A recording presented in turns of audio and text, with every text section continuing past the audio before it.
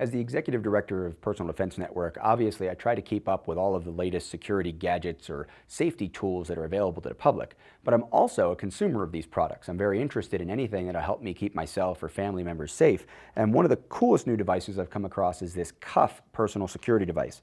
Now, this is advertised as something that lets you know where your loved ones are, lets you contact them in an emergency, and most importantly, lets you call for help when you may need it. Now, this is a two-step process. This isn't one of those, if you fall down and can't get up, you push it and immediately the emergency response personnel are notified.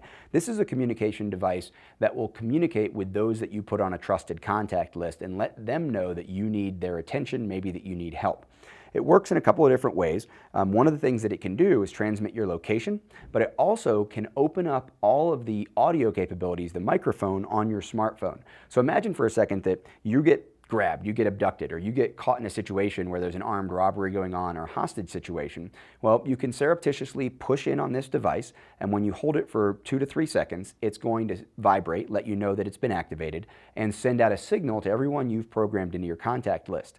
It's also going to open up the microphone on your smartphone. So if your smartphone is in your pocket, on the floor, maybe just in your hand, while you're pushing this bracelet device, while you're pushing a keychain device, now the microphone is open and someone's going to be able to figure out whether or not you need help, and they can even call 911 right from the app that shows up on their smartphone, or they can dial 911 if they receive a text message. Now, that sounds like a lot of steps, but if you think about it, if you're isolated and you're alone, this is a better option than just screaming for help or hoping that you can fight your way out of a situation.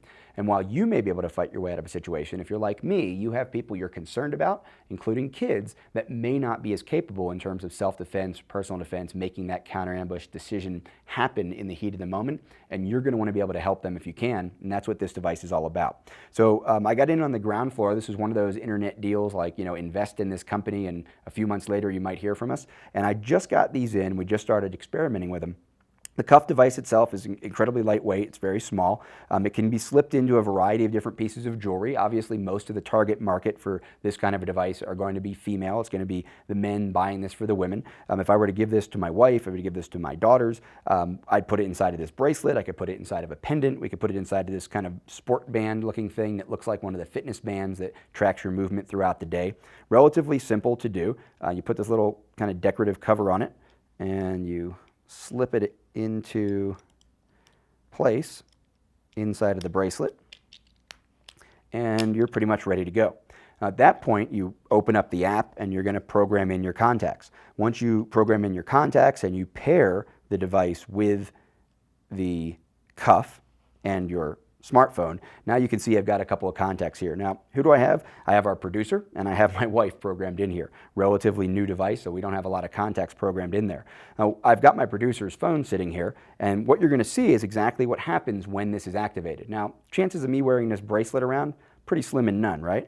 And most of us aren't going to want to do that. Most of us guys aren't going to be wearing a flashy bracelet or maybe even the fitness band or the pendant, but there's also other ways to attach this. I can put this on a keychain. I can leave it black. I can just slip it in there, and pretty innocuous. Nobody's going to have any idea really what this is.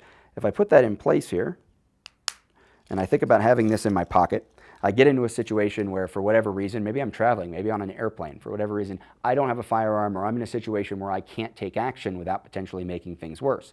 Well, if I can surreptitiously activate this device, hold it down for 2 to 3 seconds, I'm going to feel the vibration, I can release it. Obviously the app is open, so it would tell me I'm sending an alert, now wherever that is.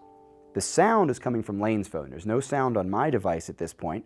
He would go through whatever process. He'd see alert, Rob Pincus needs your help. He goes through his process to open this up. And when he gets to the alert, what he's going to see is immediately the screen opens up, takes him to a map of my location, little red light shows up, tells him exactly where I am, and this is our studio location. This is where we're taping today. He can call me, he can call 911, he can get directions, and right away, I'm going to get an alert over here. Let's say that I get out of the situation or whatever it may be, and I find out that if I look at this alert, I can cancel it. I had an audio stream going. Lane gets another notification. He now knows that everything's fine. I've canceled the alert. So this can be a great way to communicate. One of the other things that you can see here is a buzz was sent out. So a buzz was sent out to my wife earlier when we were testing the device. A buzz is simply my way with the app of letting the person wearing the cuff know that, hey, I'm worried about you. I want you to check in. Maybe you're late for an appointment. Maybe just haven't seen where you were for a while. I'm worried about you. Now, this can be great for your kids, right? You don't know where your kids are. You send them one of these buzzes. This vibrates. All they have to do is hold it back down, and boom, the alert's going to open up and it's going to show them the map. Now, this, of course, is going to require some communication between you and them. Maybe it's better that they never send an alert unless it's a true emergency, and when they get the vibration, they're simply going to check the app, realize you asked them to check in, pick up their phone, or send you a text message, let you know everything's all right. The Cuff device is new, and it's something that I'm experimenting with and trying to figure out how it really fits into our family's security plan. It may fit into your family's security plan as well. Prior to using the Cuff, I also experimented with a device called a Tile that we were trying to use for tracking as well. Put it in the kid's backpack, put it in a vehicle, and the proximity to the app is really important with that one. The nice thing about the Cuff is that it acts independently from the app. You don't need to have the smartphone around. Of course, it's more versatile if you do have it, but in an emergency situation, you get separated from everything else. You hit this button, it sends out an alert, lets people know that you might need some help. The Cuff device and devices like it are new technology. It's not something you want to depend on 100%, but it's definitely something worth considering. I suggest that you keep an eye on the advances that technology is bringing to help us keep ourselves and those we care about safer and more secure at all times, even if we're not around.